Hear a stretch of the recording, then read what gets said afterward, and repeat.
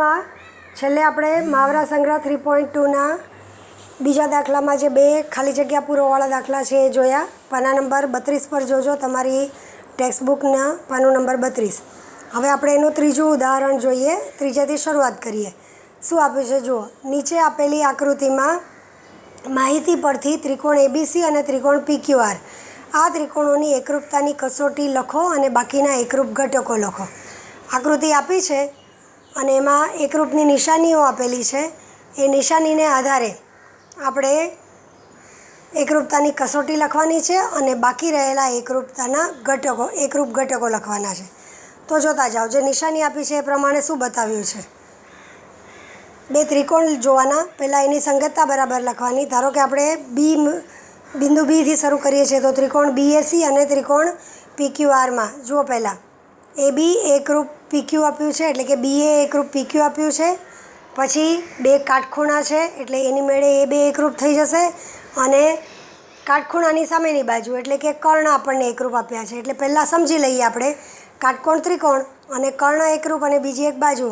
એનો અર્થ એમ કે આપણને કર્ણભુજા કસોટીથી આ બે ત્રિકોણો એકરૂપ મળશે. એટલે હવે આપણે એ માહિતીને આધારે આપણને સમજાઈ ગયું કે કર્ણભુજા કસોટી છે. અને બાકીના એકરૂપ ઘટકો એટલે જુઓ, બે બાજુઓ આવી ગઈ એટલે બાકી રહેલી એક બાજુ લખવાની અને એક ખૂણો આવ્યો એટલે એ સિવાયના બે સંગત ખૂણા લખવાના. તો જોઈએ કેવી રીતે લખાય.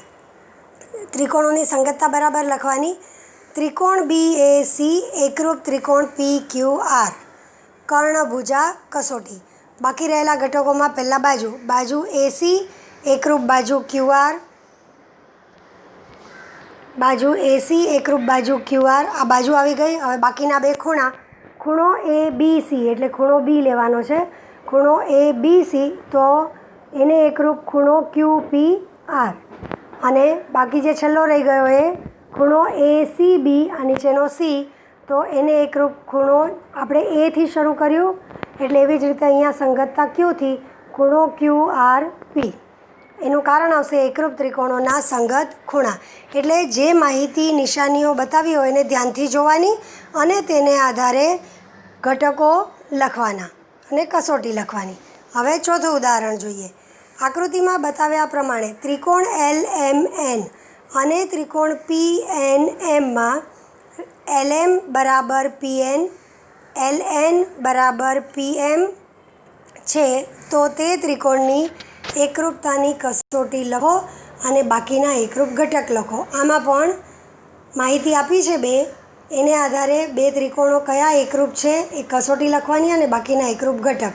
તો પહેલાં આપણે બે ત્રિકોણ જોઈએ અને એની આપેલી બાજુઓ કઈ રીતે એકરૂપ આપી છે એ જોઈએ. ત્રિકોણ એલ એમ એન એટલે તમે પહેલાં ત્રિકોણને જોતા શીખજો. ત્રિકોણ એલ એમ એન એટલે આ ત્રિકોણ. અને બીજો ત્રિકોણ પી એન એમ, પી એન એમ એટલે સામેની બાજુથી આ તરફ. આ બે. હવે એમાં એકરૂપ ઘટકો કયા ચિહ્ન દ્વારા આપ્યા છે. તો એલ એમ બરાબર પી એન, એલ એમ બરાબર પી એન આ બાજુ. પછી એલ એન આ સામેની બાજુ, એલ એન બરાબર આ બીજા ત્રિકોણની સામેની બાજુ પી એમ. હવે તમે જોઈ શકો છો કે બાજુ એમ એન બંને ત્રિકોણમાં સામાન્ય છે. એટલે એની મેળે એમ એન માટે કંઈ આપવાની જરૂર નથી. એ આપણે સમજી લેવાનું હોય કે એમ એન બાજુ સામાન્ય. તો જુઓ, બેવ ત્રિકોણમાં 3 બાજુઓ એકરૂપ આપી દીધી છે. તો માટે ત્રિકોણ એલ એમ એન એકરૂપ ત્રિકોણ પી એન એમ સંગતતા બરાબર લખવાની. બા કસોટી. હવે અહીંયા 3 બાજુઓ આપી દીધી હતી એટલે બાકીના એકરૂપ ઘટકોમાં 3 ખૂણા આવશે. કયા 3 ખૂણા આવશે હવે એ જોતા જઈએ. તો લાઈનથી આપણે એ ખૂણાઓ જોવાના છે. ધ્યાન આપજો. ખૂણો એમ એલ એન એટલે પહેલાં એલ જોઈએ. ખૂણો એમ એલ એન તો સંગતતા પ્રમાણે એકરૂપ ખૂણો એન પી એમ. પછી બીજો ખૂણો એલ એમ એન નામ હતું એ પ્રમાણે આ નીચેનો એલ એમ એન એકરૂપ ખૂણો પી એન એમ. અને ત્રીજો જે બેવ ત્રિકોણમાં સામસામેનો જે નાનો ખૂણો બને છે ખૂણો L N M. L N M એટલે આ જમણી તરફનો નીચેનો નાનો એકરૂપ ખૂણો પી એમ એન એટલે ડાબી બાજુનો નાનો ત્રિકોણનો. એટલે આ અને એનું કારણ એકરૂપ ત્રિકોણના સંગત ખૂણા. એટલે આપણને પેન્સિલથી એની નિશાની કરતાં આવડવી જોઈએ અને લખતા આવડવું જોઈએ.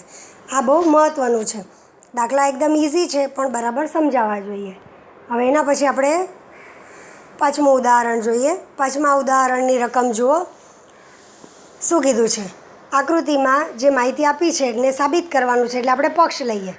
આકૃતિમાં રેખ AB એકરૂપ રેખ BC અને રેખ AD એકરૂપ રેખ CD. તો સાબિત કરો કે ત્રિકોણ ABD એકરૂપ ત્રિકોણ CBD. શું આપ્યું છે ને શું માંગ્યું છે એ પહેલાં જોઈ લો. રેખ AB એકરૂપ રેખ BC, પછી રેખ AD એકરૂપ રેખ CD. હવે આ પણ આગળની આકૃતિની જેમ ત્રીજો ઘટક સમજાઈ જશે. રેખ BD સામાન્ય છે, આપણે સમજી લેવાનું. અને સાધ્ય ત્રિકોણ ABD એકરૂપ ત્રિકોણ CBD. ABD એટલે ડાબી તરફનો ત્રિકોણ અને CBD એટલે જમણી તરફનો. સંગતતા બરાબર જોવાની. ABD એમ લીધું તો અહીંયા C થી શરૂ થાય, CBD આ પ્રમાણે. તો હવે આપણે સાબિતી જોઈએ. ત્રિકોણ ABD અને ત્રિકોણ CBDમાં રેખ BA. હવે સંગતતા કેવી રીતે લખી એ જોજો. ભલે આપણને આપ્યું રેખ AB પણ બીજી તરફ આપણને શું આપ્યું છે? BC. તો બીથી શરૂ કર્યું તો અહીંયા પણ બીથી શરૂ કરવું પડે. એટલે રેખ BA એકરૂપ રેખ BC. તો પહેલું રેખ BA એકરૂપ રેખ BC પક્ષ, પછી રેખ AD એકરૂપ રેખ CD એ પણ પક્ષ. આ બે વસ્તુ આપણને આપી હતી. અને નંબર 3 રેખ BD એકરૂપ રેખ BD, આ વચ્ચેની રેખ સામાન્ય બાજુ માટે ત્રિકોણ ABD એકરૂપ ત્રિકોણ CBD બા કસોટી. આમાં ફક્ત બે ત્રિકોણો જ એકરૂપ કરવાના છે. થઈ ગયા કસોટી બા. હવે આપણે એના પછીનો છઠ્ઠું ઉદાહરણ જોઈએ. તો છઠ્ઠા ઉદાહરણમાં શું કીધું? નીચેની આકૃતિમાં ખૂણો P એકરૂપ ખૂણો R, રેખ PQ એકરૂપ રેખ QR. તો સાબિત કરો કે ત્રિકોણ PQT એકરૂપ ત્રિકોણ RQS. તો પહેલાં આપણે આકૃતિ પરથી સમજી લઈએ શું આપ્યું છે. આકૃતિમાં ખૂણો P એકરૂપ ખૂણો R, રેખ PQ એટલે આખી આ બાજુ PQ એકરૂપ રેખ QR આટલું આપ્યું. અને આપણને કયા બે ત્રિકોણ કીધા? PQT. PQT પર ધ્યાન આપો કઈ રીતનો છે. આ PQT આ ત્રિકોણ, એની સાથે RQS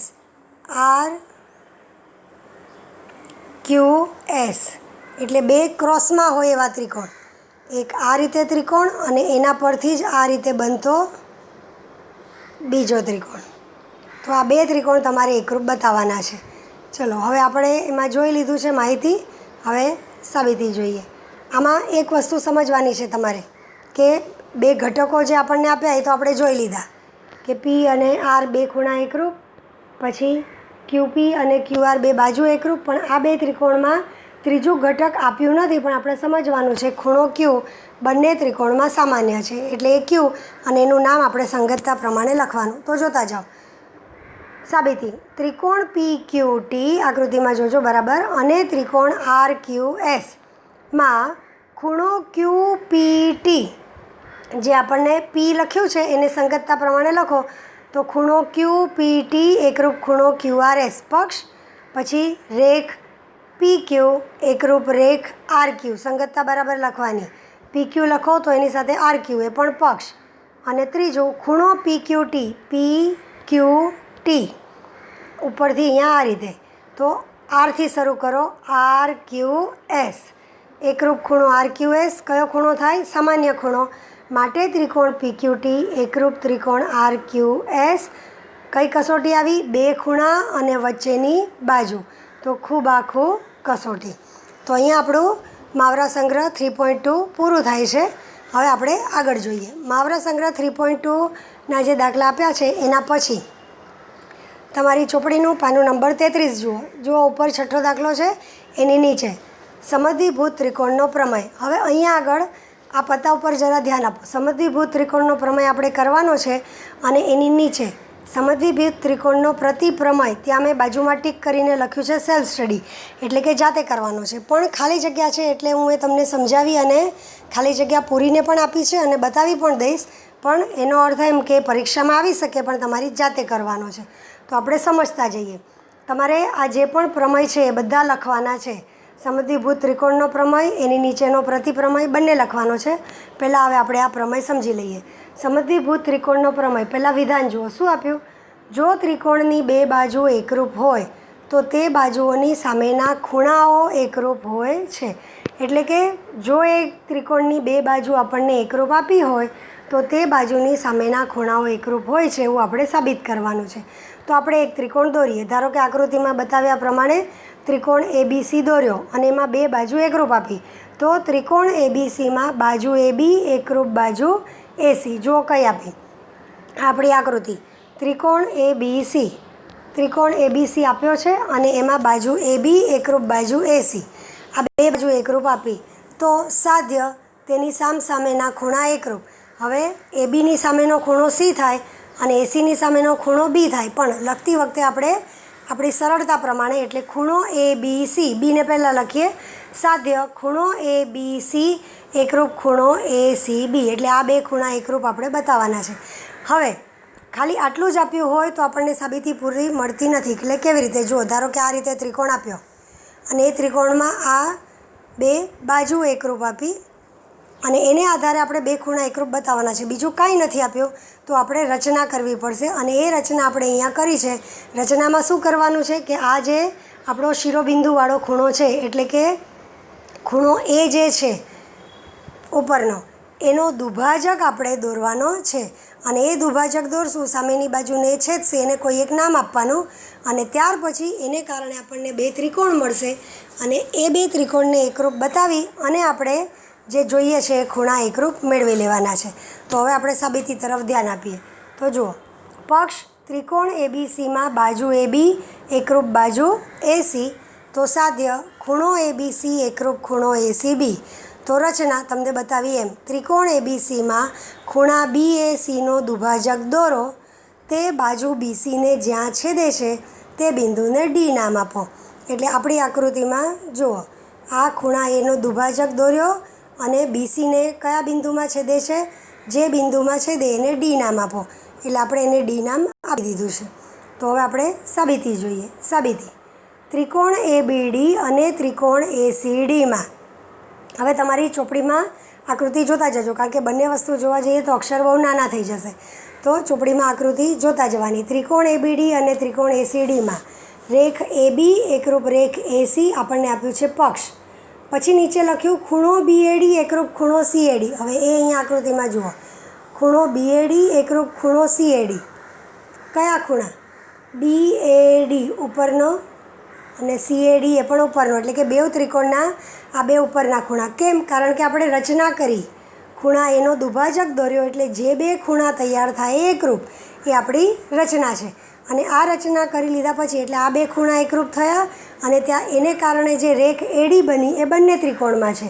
એટલે હવે આપણું જુઓ, એની આગળનો નંબર, ખૂણો બીએડી એકરૂપ ખૂણો સીએડી રચના અને રેખ એડી એકરૂપ રેખ એડી સામાન્ય બાજુ. તો આને આધારે ત્રિકોણ એબીડી એકરૂપ ત્રિકોણ એસીડી, તમને મેં પહેલાં આકૃતિમાં બતાવ્યું એમ, બાખું બાગ કસોટી, બે બાજુ અને વચ્ચેનો ખૂણો. ફરીથી ધ્યાન આપી દો એકવાર, કઈ રીતે મળ્યું આપણને? બે બાજુ અને વચ્ચેનો ખૂણો. એબી એકરૂપ એસી, પછી આ ખૂણા એમાંથી બનતા બે ખૂણા એકરૂપ એટલે એ, અને એડી એકરૂપ, એટલે આપણને બાખું બાગ કસોટી મળે છે. અને બાખું બાગ કસોટીથી બે ત્રિકોણ એકરૂપ, તો એના પાયાના ખૂણા આપણે લઈ લઈએ. ખૂણો એબીડી એકરૂપ ખૂણો એસીડી. પહેલાં આપણે ડી બિંદુ સુધી જ લખવાનું, કારણ કે ત્રિકોણને આધારે લેવાનું, અને પછી આપણે આખા ખૂણા લખવાના જે આપણને સાબિતીમાં બતાવ્યા છે. તો જુઓ, બે ત્રિકોણો એકરૂપ, બાખું બાગ કસોટી, ખાલી જગ્યા પૂરવાની છે, મેં લખીને આપ્યું છે, તમે લખી નાખજો. માટે ખૂણો એબીડી એકરૂપ ખાલી જગ્યા, તો ખૂણો એસીડી એકરૂપ ત્રિકોણના સંગત ખૂણા. માટે ખૂણો એબીસી, જો હવે આખું નામ લખ્યું, એકરૂપ ખૂણો એસીબી, કારણ કે બિંદુ બી, ડી અને સી એ સમરેખ છે, એટલે કે B dash D dash C. તો આપણે શું સાબિત કર્યું? ત્રિકોણની બે બાજુ એકરૂપ હોય તો તેની સામેના ખૂણા એકરૂપ હોય છે. હવે એને આધારે ઉપપ્રમેય સાબિત કરી શકાય છે. તમારે ફક્ત વિધાન લખવાનું છે, લખી રાખજો. સાબિતી સાવ સહેલી છે. શું કીધું એમાં? ત્રિકોણની ત્રણેય બાજુ એકરૂપ હોય તો તેના ત્રણેય ખૂણા એકરૂપ હોય છે અને દરેકનું માપ 60° હોય છે. સાબિતી જાતે લખવાની છે, જાતે લખી શકાય અને ઇઝી. કેવી રીતે? આપણને બે બાજુ એકરૂપ આપી તો એની સામસામેના ખૂણા આપણે એકરૂપ લઈએ, પછી બાકીની બે બાજુ એકરૂપ લો, બીજી બે તો ફરીથી એની સામેના ખૂણા એકરૂપ, અને પછી આપણને બે જોડ મળી એને આપણે પરંપરિતતાનો ગુણધર્મ લેવાનો કે એક ખૂણો બીજાને એકરૂપ, બીજો ત્રીજાને એકરૂપ, તો પહેલો ત્રીજાને એકરૂપ, અને આમ ત્રણ ખૂણા એકરૂપ. અને ત્રિકોણના ત્રણેય ખૂણાના માપનો સરવાળો 180, ત્રણેય એકરૂપ તો દરેકનું માપ 60° થાય છે. એટલે બહુ ઇઝીલી તમે આ બતાવી શકો છો. એ તમને આવડવું જોઈએ. હવે આપણે એનો પ્રતિપ્રમેય જોઈએ. એટલે આનાથી ઊંધું પ્રતિપ્રમેયનું વિધાન શું કહે છે? જો ત્રિકોણના બે ખૂણાઓ એકરૂપ હોય તો તે ખૂણાઓની સામેની બાજુ એકરૂપ હોય છે. હવે આપણને કોઈ એક ત્રિકોણમાં બે ખૂણા એકરૂપ આપવામાં આવે તો આપણે સાબિત કરવાનું છે કે તેની સામેની બાજુ એકરૂપ. તો આકૃતિમાં આપણને બે ખૂણા આપ્યા. કયા આપ્યા? ત્રિકોણ PQRમાં ખૂણો PQR એકરૂપ ખૂણો PRQ. તો સાધ્ય PQ બાજુ PQ એકરૂપ બાજુ PR. જો આકૃતિમાં શું આપ્યું છે અને શું સાબિત કરવાનું છે. ત્રિકોણ PQRમાં ખૂણો PQR એકરૂપ ખૂણો PRQ આ આપી દીધો. અને સાધ્ય શું કરવાનું છે? એની સામેની બાજુ, એટલે કે બાજુ PQ એકરૂપ બાજુ PR. તો આમાં પણ આપણે ઉપરના પ્રમેયની જેમ જ શિરોબિંદુ આગળ બનતો ખૂણો જે છે P એનો દુભાજક દોરવાનો છે જે સામેની બાજુને M બિંદુમાં છેદે છે.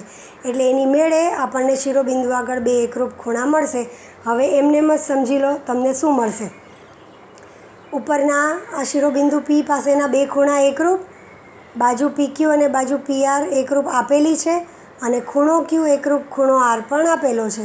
તો ખૂબાખૂબ કસોટી નહીં થાય, આપણને PQ તો બતાવવાનું છે. PQ બાજુ એકરૂપ આપી નથી એ આપણે બતાવવાની છે, પણ બાજુ PM સામાન્ય છે એટલે PM અને બે ખૂણા. હવે PM અને બે ખૂણા તો અહીંયા આગળ આપણને બે ખૂણાની વચ્ચેની બાજુ નથી, એટલે અહીંયા કસોટી બાખૂ કસોટી આવશે. જે મેં તમને આગળ સમજાવતી વખતે કહ્યું છે કે આ કસોટી આપણે ધ્યાનમાં લેવાની છે. જરા ફરીથી આપણે સાબિતીની સાથે સાથે જોતા જઈએ. જરા સમજી લેજો કારણ કે આગળ બોલવામાં થોડી મિસ્ટેક થઈ છે.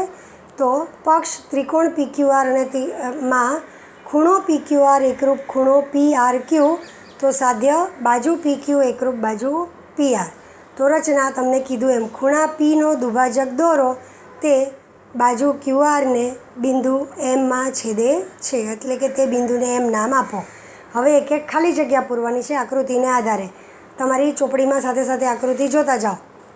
ખૂણો PQM એકરૂપ ખાલી જગ્યા. જો અહીંયા બાજુમાં PQM તો જમણી તરફના ત્રિકોણનો કયો ખૂણો આવશે? ખૂણો PRM. તો ખાલી જગ્યામાં લખ્યું ખૂણો PRM અને આ પક્ષ આપેલું છે. હવે બીજું ખૂણો QPM એકરૂપ ખૂણો RPM.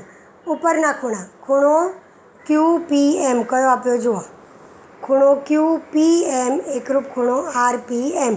આ બે ઉપરના ખૂણા જે આપણને કેવી રીતે મળ્યા છે? રચના. તો આપણે એમાં કારણ લખ્યું રચના. અને ત્રીજામાં રેખ PM એકરૂપ ખાલી જગ્યા. તો PM એટલે આ વચ્ચેની બાજુ, તો PM એકરૂપ શું આવશે? PM. એટલે આ PM એકરૂપ PM એ સામાન્ય બાજુ, એટલે આપણને સામાન્ય બાજુ મળી. તો તમને આગળ કીધું એમ ત્રિકોણ PQM એકરૂપ ત્રિકોણ PRM. તમને અહીંયા સમજાવ્યું એ પ્રમાણે કે બાજુ છે એની પાસેનો ખૂણો અને તેની સામેનો ખૂણો છે, બે ખૂણાની વચ્ચેની બાજુ નથી. એટલે આપણી ચોપડીમાં અત્યારે ભલે નથી આપી, પણ આ કસોટી આપણે બહુ ધ્યાનથી લેવાની છે. એને કહેવાય છે બાખૂ કસોટી. એટલે હું તમને અહીંયા આકૃતિ મોટી કરીને બતાવું છું, જે તમે સમજી લેજો એટલે આગળ પણ તમને એ આવશે તો ખ્યાલ આવે. હવે જો બાખૂ કસોટીમાં શું થાય? આ એક બાજુ જે સામાન્ય હોય, પછી એક કોઈ પણ તેની પાસેનો ખૂણો અને બીજો એક તેની સામેનો. તો તમે જોઈ શકો છો કે બે ખૂણાની વચ્ચેની બાજુ નથી, બાજુ પાસેનો ખૂણો અને સામેનો ખૂણો, એટલે બાખૂ કસોટી કહેવાય છે. અગત્યની છે, તમારે ધ્યાન આપવાનું છે. અને આ કસોટીથી બે ત્રિકોણો એકરૂપ માટે તેની સંગત બાજુઓ એકરૂપ થઈ ગઈ. માટે રેખ PQ એકરૂપ રેખ PR એકરૂપ ત્રિકોણોની સંગત બાજુઓ. હવે આના પછી પાના નંબર 34 પર જુઓ. પાના નંબર 34 પર ઉપર ઉપપ્રમેય છે, ધ્યાન આપો. ત્રિકોણના ત્રણેય ખૂણા આગળની જેમ જ બે ખૂણા એકરૂપ, તો બે બાજુ એકરૂપ બતાવી તો એને આધારે સેમ ઉપરના ઉપપ્રમેયની જેમ આનો પણ ઉપપ્રમેય છે.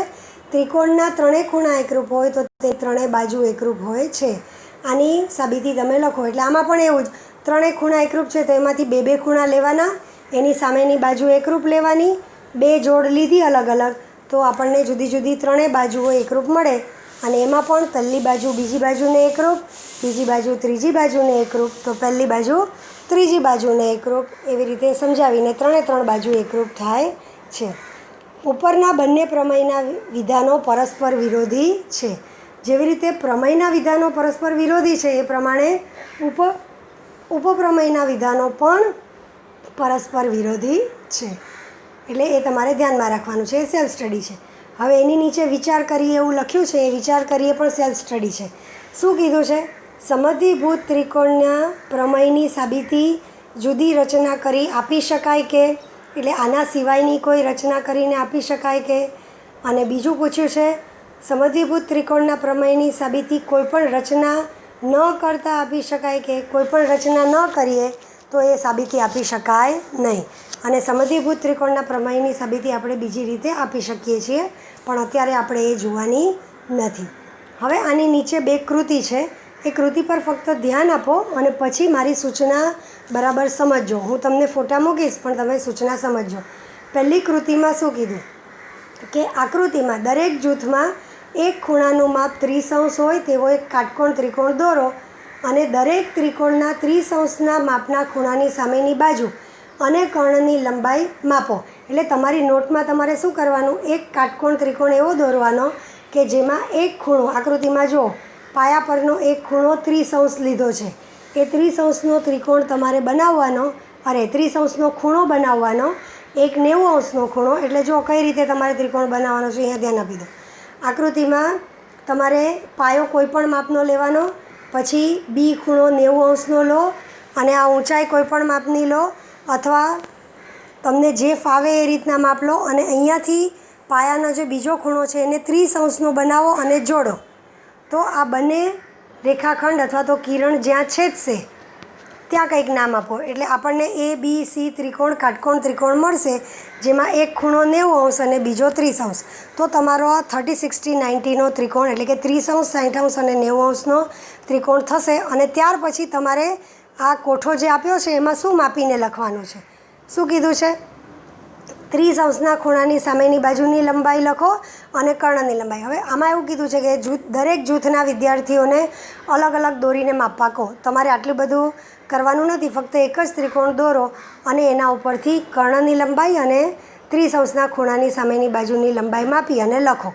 અને એના ઉપરથી કોઈ એક ગુણધર્મ આપણને મળે છે એ આપણે આગળ જોવાનો છે. એટલે તમે ખાલી ધ્યાનમાં લો. પછી નીચે બીજી કૃતિ કીધી કે કંપાસ પેટીમાં એક કાટખૂણિયાનો ખૂણો 30°, 60° અને 90° હોય છે. તે બાજુના સંદર્ભમાં ગુણધર્મ મળે છે કે એ ચકાસી જુઓ. તો એક કાટખૂણિયું આપણું એવું હોય છે કે જેમાં 30, 60, 90ના ત્રિકોણ હોય છે. એને આધારે આ ગુણધર્મ તમે ચકાસી જુઓ. આ બહુ મહત્ત્વનો ગુણધર્મ છે જે આપણે આગળ જોવાનો છે. તો આના પછી ધ્યાન આપજો.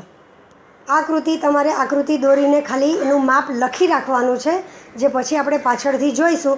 અને એના પછી તમારે શું લખવાનું છે તમને એક એક વસ્તુ ફોટા મૂકીશ ને એટલે કહી દઉં છું. પાના નંબર 35.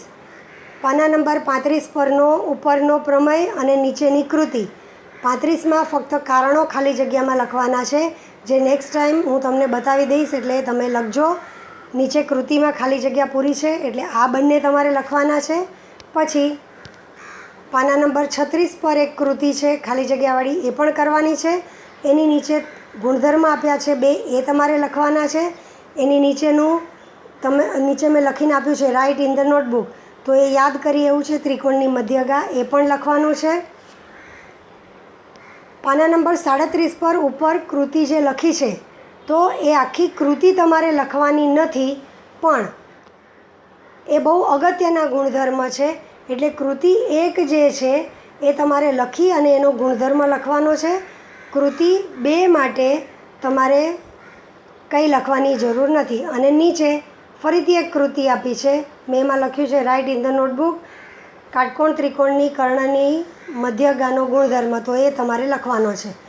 એટલે આટલું તમારે લખીને રાખવાનું છે. અને પાના નંબર 38 પર પણ મેં હાઇલાઇટ કરી છે એક પ્રમેય પર, એ આખો પ્રમેય તમારે લખીને રાખવાનો છે. એટલે આટલું બધું તમારી નોટમાં લખેલું હોવું જોઈએ. હું તમને આ એટલા માટે કહું છું કારણ કે આપણો આજે લેક્ચર આવશે ત્યાર પછી શનિવારે ફરીથી ગણેશ ચતુર્થીની રજા આવશે, એટલે તમે આ બધું લખીને તૈયાર રાખશો. Thank you.